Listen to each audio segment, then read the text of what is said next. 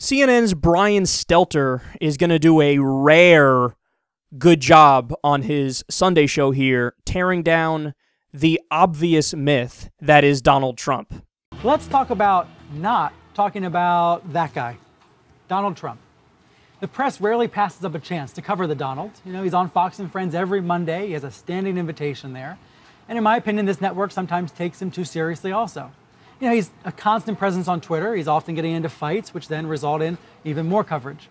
But the real estate mogul and reality TV star and hawker of presidential birth certificate myths was taken down this week. It happened on BuzzFeed in a delicious profile by the writer McKay Coppins, who got to hang out with Trump at a political speech in New Hampshire, flew on Trump's private plane, and spent the night at Trump's mansion in Palm Beach, Florida.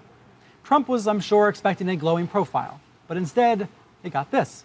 Here's the quote. Trump's political career, a long con that the blustery billionaire has perpetrated on the country for 25 years by repeatedly pretending to consider various runs for office, finally appears to be on the brink of collapse. The reason? Nobody seems to believe him anymore. Trump was livid. He got rid of the aide who talked him into doing the interview. He attacked BuzzFeed. He even attacked Coppins' wife. At the mansion, Coppins had showed Trump a picture of his wife and baby, and Trump said, "Wow, that's a good-looking woman." Well, Trump took that back. He claimed this on Twitter, that Coppins was a dishonest slob of a reporter who doesn't understand my sarcasm when talking about him or his wife, who wrote a foolish and boring Trump hit. Boring? I think not, because it raises an important question. Why in the world have reporters taken Trump's political flirtation so seriously for so long? Will they just finally say no now? You know, I admit at the top of the story, I'm part of the problem and have been part of the problem. I think that actually what drew me to this, I mean, partly I wanted to call out the long con, as I call it, but more interesting to me was what is it that makes this billionaire who's already famous, already rich, so obsessed with getting the political class to take him seriously, right? Why is he so interested in this? I think it's true that he always wants attention. My conclusion was that, you know, at the end of the day, he's already done real estate. He's already done reality TV. He has fame. What he wants is credibility. What he wants is for at least some segment of the population to look at him as a serious person. And the problem and kind of the great tragedy of him is that he doesn't know how to do that. Well done, Brian Stelter. You will be fired shortly. Seriously, CNN is all about vanilla, bland, false equivalence reporting. And I bet you the right wing screams bias at this, and then I bet you Jeff Zucker tells Stelter to lay off a little. Because, I mean, look, Jeff Zucker is rubbing elbows and yucking it up with all these kind of guys at the cocktail party and when he visits Washington, D.C. It's all the business leaders, all the Wall Street guys, all the Donald Trumps of the world. You know, that's the segment he runs with. So to have your guys criticize like that and say you're not a serious person, Donald Trump, it's certainly true, but I guarantee you he tries to get them to slam on the brakes a little bit. The segment is 100% correct, though. Donald Trump is a guy whose dad had at least $400 million. So let me get this straight. The media is going to constantly refer to this guy as a business genius with that kind of a head start. You give anybody that kind of a head start, he'll seem like a business genius. And guess what? Trump's companies filed for bankruptcy 4 times. Did you know that? Were you aware of that?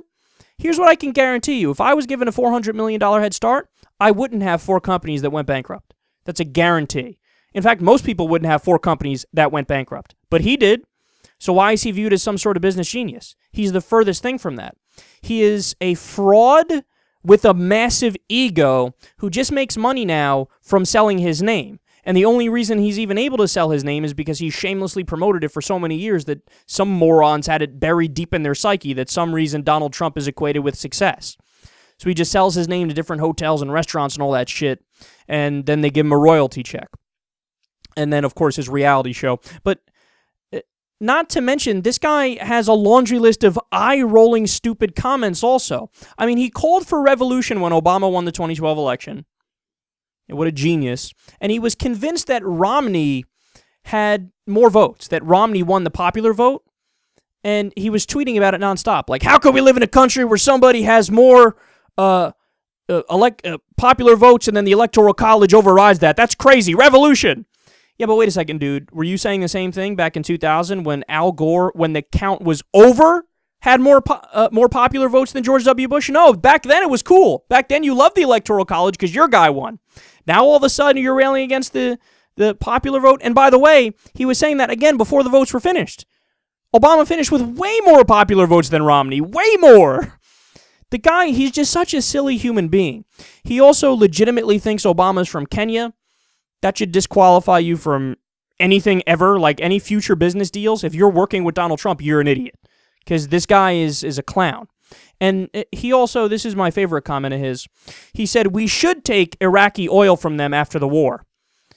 He gave a big speech, I think it was at CPAC. He's like, other places back in the good old days, when you won a war, you actually took the stuff. To the victor go the spoils. Am I right, guys? Are you with me? We should take all the Iraqi oil. Oh. He said they should pay us back for us going in there. Wow, man. After we destroyed their country and killed over 100,000 innocent civilians, he wants them to pay us, and he wants us to take their oil.